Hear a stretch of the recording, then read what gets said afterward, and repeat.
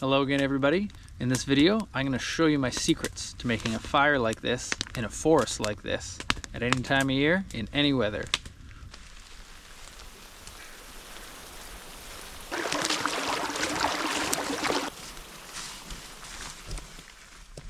Alright, I just found a super cool spot. It's going to be a great spot to set up a little fire.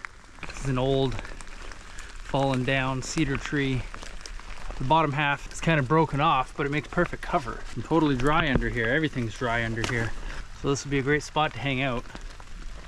Just need to find the one other thing I wanted to show you guys. I've seen a few, but I need to find one that's close to here. Okay, here it is. This is what I wanted to show you guys.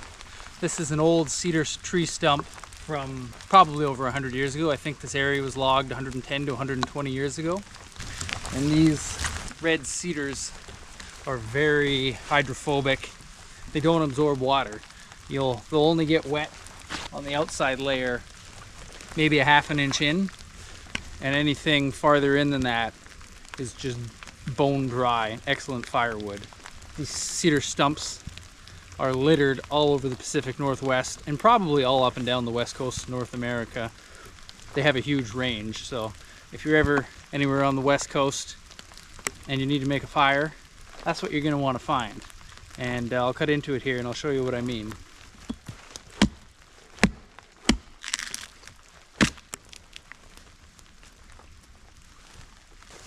You can see that just underneath the surface. It's green and mossy on the outside, just under the surface, dry as can be.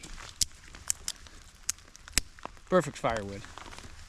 So that could really save your bacon in a survival situation, or anytime you need to get a fire going out here. That's what you're after.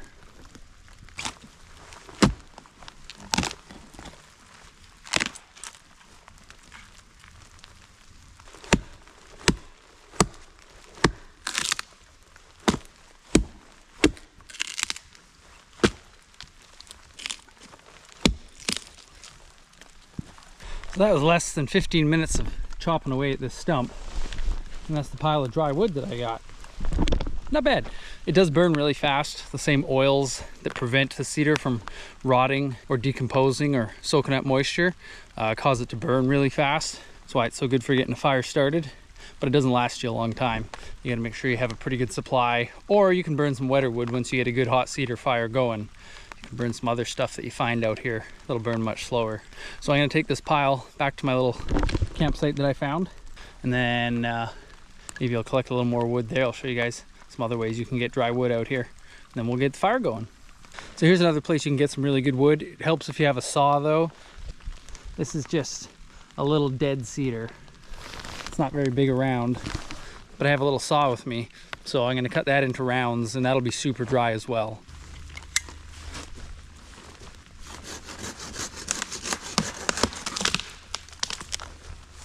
That was easier than I expected.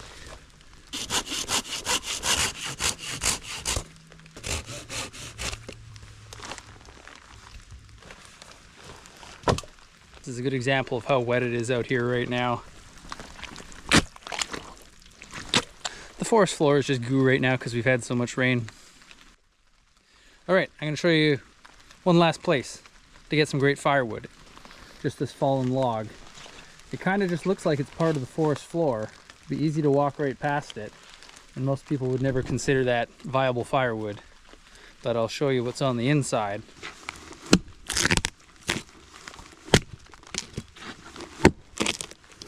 There you go, beautiful dry firewood.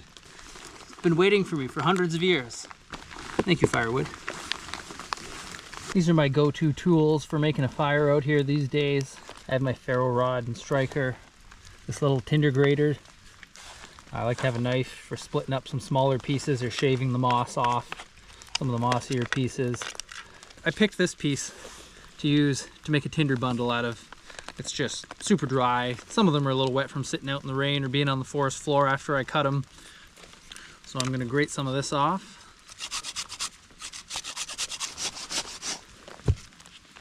Only takes about a minute or a minute and a half to totally fill that thing.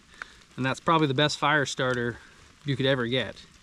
So I'd like to have 2 or 3 of these boxes full when I start. So I'm just gonna take this stuff, put it somewhere dry, and then fill this box a couple more times.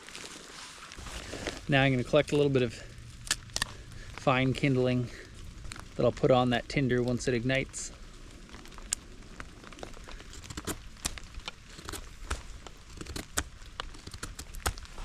Okay, I have my little tinder bundle ready here, and I have it on a piece of dry cedar that came from underneath this fallen stump. I got my various sized pieces here ready to go for when it lights up. So I'm going to start by shaving a little bit of this ferro rod into my tinder bundle.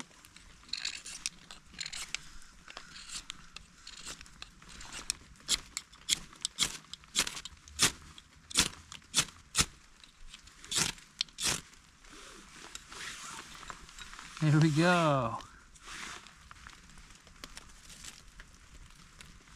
As soon as that lights, I start building my fire. It'll burn really fast. You really gotta watch these fires when they first start.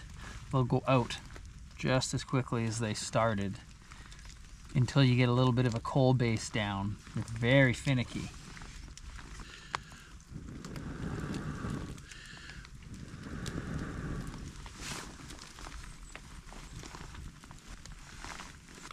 You want to start adding some bigger pieces when you start to hear it pop and crackle. That's my rule of thumb anyways. It's just starting to pop and crackle now.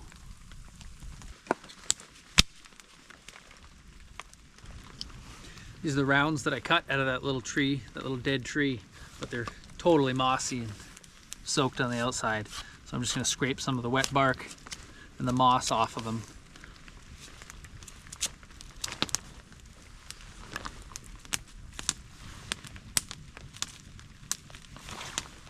One of the most important things to remember when you're doing this, especially if you were in a survival situation, is to cut more wood than you think you're going to need to start your fire and to get it going. These things burn up so much of this wood when they first get started to get them to the point where they're sustainable and you can leave them alone for a few minutes to go get more wood or do whatever you have to do. And it would be devastating in a real survival situation to get a fire going finally and then to have it go out on you because you didn't cut enough wood to keep it going. You're better off to spend an extra hour or two collecting wood before you start your fire than you are to try and get it going soon because you think you need it sooner. Always, always, always cut lots of wood.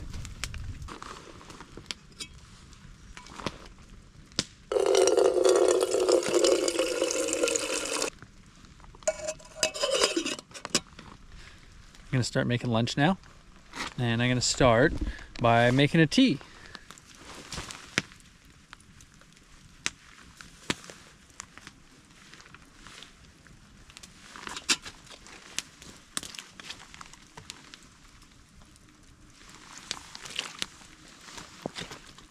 Looking pretty good. That shouldn't take too long.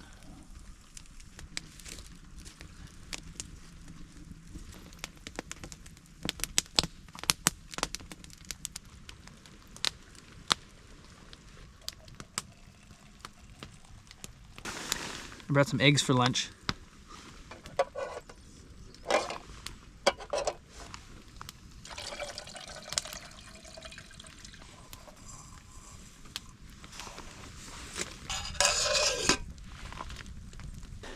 Our eggs are at a rolling boil now. I can hear them boiling away in there. So I'm gonna give them about 5 minutes and then we'll take them off.